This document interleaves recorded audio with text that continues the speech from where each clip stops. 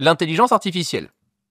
On a vu depuis maintenant quelques mois de grosses progressions. On a vu notamment aussi des features arriver chez OpenAI avec la vidéo. Donc on pouvait par exemple parler à une intelligence artificielle avec notre téléphone en temps réel et lui dire tiens, dans cette pièce-là, j'aimerais beaucoup installer un canapé, je sais pas où le mettre. Et l'intelligence artificielle, en regardant ta pièce, va pouvoir te dire attention, je vois qu'il y a un mur ici, il y a rien devant le mur, peut-être que si tu prends la mesure de ton mur, tu pourrais mettre un canapé ici. Donc on a très vite compris qu'une intelligence artificielle avec des yeux, c'était quand même vachement plus intéressant qu'une intelligence artificielle qui n'a accès qu'à du texte. Parce que le problème du texte, c'est que si tu lui donnes pas le bon, le raisonnement va être débile. Et c'est le problème de la plupart des gens. À chaque fois que je parle à des gens qui me disent « Comment tu fais pour bosser avec une intelligence artificielle ?» Moi, à chaque fois qu'il me répond, il me répond des trucs un peu à côté de la plaque et tout. Et je lui dis « Ah bon, mais tu lui demandes quoi ?» Ah ben je lui demande « Est-ce que tu peux m'écrire un script qui parle des technologies innovantes ? J'aimerais en faire un podcast pour un épisode. » Non, mais attends. Déjà, c'est trop... Il y a trop de trucs. C'est problématique, contexte. Il y a une image que j'ai envoyée, je vais vous la retrouver, que je trouve géniale pour DeepSeek, pour l'intelligence artificielle, DeepSeek Best Prompt, et qui explique à tous très très simplement comment ça fonctionne. C'est ici. Donc, déjà, quand on parle à une intelligence artificielle aujourd'hui, comme ça je vous donne des petits tips au milieu, moi c'est comme ça que je les utilise très très bien. Tu veux que l'intelligence artificielle se prenne pour qui ? Parce que si tu demandes, si tu demandes au meilleur commercial du monde de t'écrire un texte enivrant et plein de philosophie, il va peut-être beaucoup moins bien le faire qu'un poète. Donc, déjà, pour qui doit se prendre ton intelligence artificielle ? Ensuite, quelle est la tâche que tu dois réaliser ? Et à la fin, quel est le format dans lequel cette tâche doit être réalisée ? Est-ce que c'est par un texte ? Est-ce que c'est par un document ? Est-ce que c'est par une image ?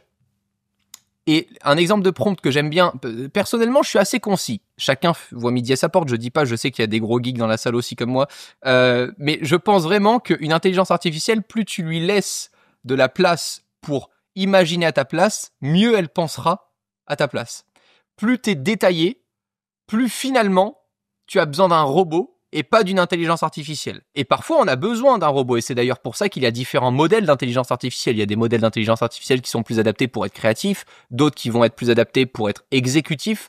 Donc à la fin, c'est, en tant que copywriter, tu es le meilleur auteur du monde, j'aimerais créer des posts engageants pour mes réseaux sociaux, pour ma nouvelle application de fitness, et aider mes utilisateurs à pouvoir traquer leurs efforts dans leur séance de sport et la diététique d'un point de vue nutritionnel.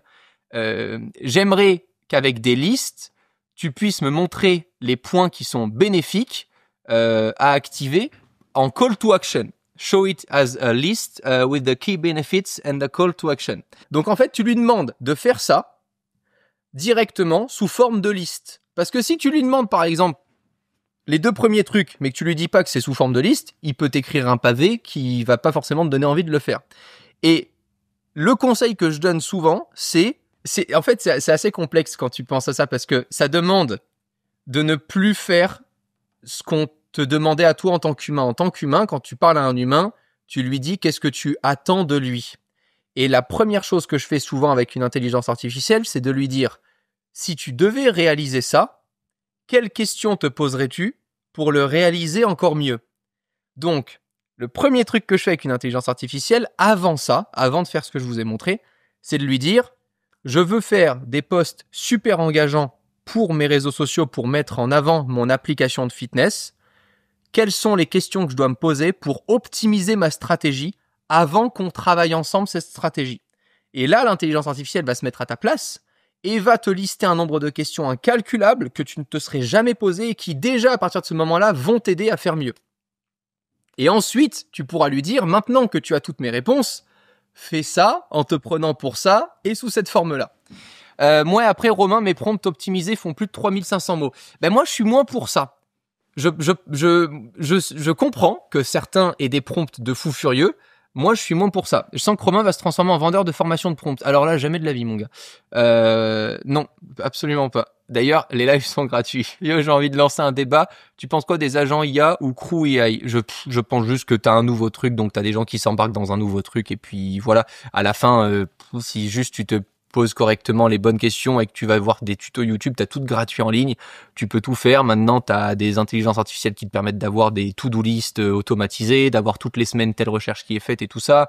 Les fonctions deep recherche aussi qui sont incroyables, qui vont carrément aller dans les articles qui sont en ligne, rechercher des réponses pour ne pas rester en surface. Enfin, il y a vraiment plein de choses qui sont très intéressantes.